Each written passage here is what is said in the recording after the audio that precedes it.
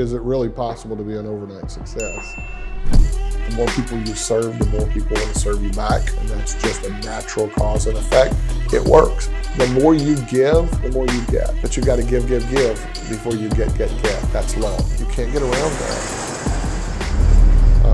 Hey, I keep seeing in Instagram that all these people are making money and they're standing next to jets and they're riding in Ferraris and they're showing fancy watches. And I often tell people it took me 20-something years to become an overnight success, right? And the fact is that anybody who has ever succeeded, that's what we're doing the Flop Factor series about. Anybody who has ever succeeded has a string of failures behind them, things that they had to overcome, whether it was mistakes they made, which in a lot of cases it is, or it was just circumstances or setbacks or problems or challenges or lack of ability or whatever. I saw a poster, in fact, on Facebook Marketplace. I asked the person how big it was. I haven't gone to look at their answer because I was thinking about buying it. It was about Michael Jordan, and he talks about the 8,000 shots I missed and on and on and on. And the fact is that people that ever achieve great success are going to experience their fair share of setbacks. But unfortunately, in social media and Instagram and the internet and YouTube, you don't see that side of it. All you see is the person standing next to a jet, or jet setting off to Fiji, or riding in a certain kind of vehicle, or wearing a certain kind of watch, or whatever it is. And the world looks so perfect. In the past, it was TV, right? TV or the magazines that we had to sort of hold ourselves up to. If we weren't careful, you started comparing yourself to these celebrities. Well, now, people who you would think of, because you don't know them from a movie or something, they come out of nowhere, they're in your Instagram, and they look like they've been an overnight success. And I think it creates a precedent, or it creates a certain mindset in people, younger folks, of thinking, is it possible, number one? Can I achieve that? Is that what I should be striving for? Is that what I should be trying to get to? I was out on the water yesterday and I had this thought. It was weird because I was driving in a lot of large houses off to the left of me as I was riding down the river.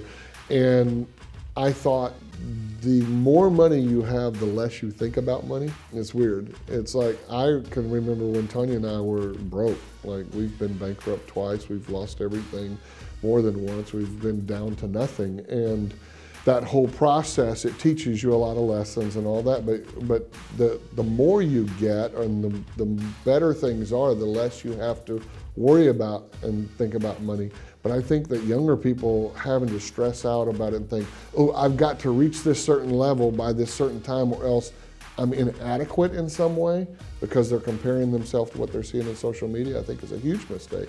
I think what you need to think more about, rather than making money, is creating value. I think you need to wake up every day, whether you're going to a job or you're serving clients in a business that you own, you need to be thinking about, how can I create more value? If you create more value, the money will come, I promise you. In fact, I was talking to my daughter's boyfriend last night, and he's in a professional selling position, and we were talking about closing sales and talking about what it takes to get the deal done. And I said, it's not about price. It's never about price. Even if somebody says it's about price, they're lying. It's not about price. It's about value.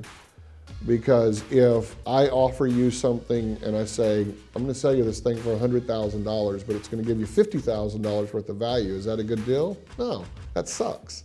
You're buying 50-cent pieces for $1, right? But if I tell you this thing's going to cost $1 million, but it's going to deliver $2 million worth of value, was that a good deal? Of course it was a good deal.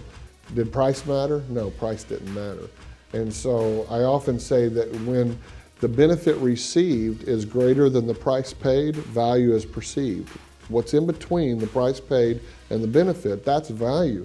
And value in getting rich, value is the key. The more people you help, the more problems you solve, the more lives you change, the more money you'll make. It is a natural correlation. And so that means if you get up and go to a job every day, if you're thinking about how can I get my boss to pay me more money, you should be thinking about how can I deliver more value for this business so that that business will be able to reap those rewards. When you see celebrities You see high-profile business people that have been successful, millionaires, billionaires.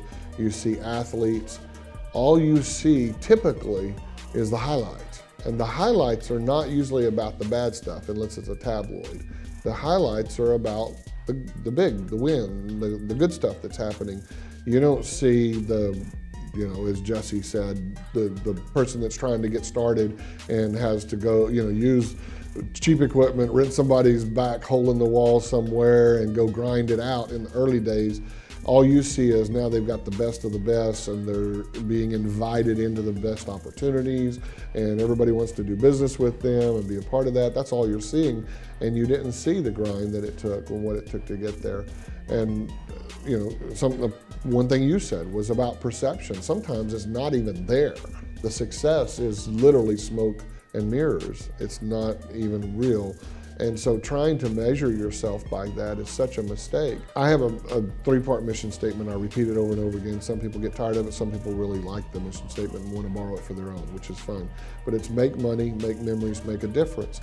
But making money is not about going out and chasing money. It's about finding ways to deliver value, like we said, to the marketplace. People only buy for 2 reasons. You solve a problem or you make them feel good, preferably both. But if you're not out there solving people's problems or making people feel good, you're in entertainment or you're a technician or a consultant or providing some business service and solving problems, then you have no right to expect to make the money. But the more problems you solve, the more people you help. It's like Zig Ziglar said years ago, you can have anything in life you want if you just help enough other people get what they want. And I think that's a much better way to focus on it, and the money will come.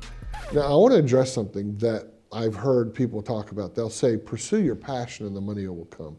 I don't agree with that.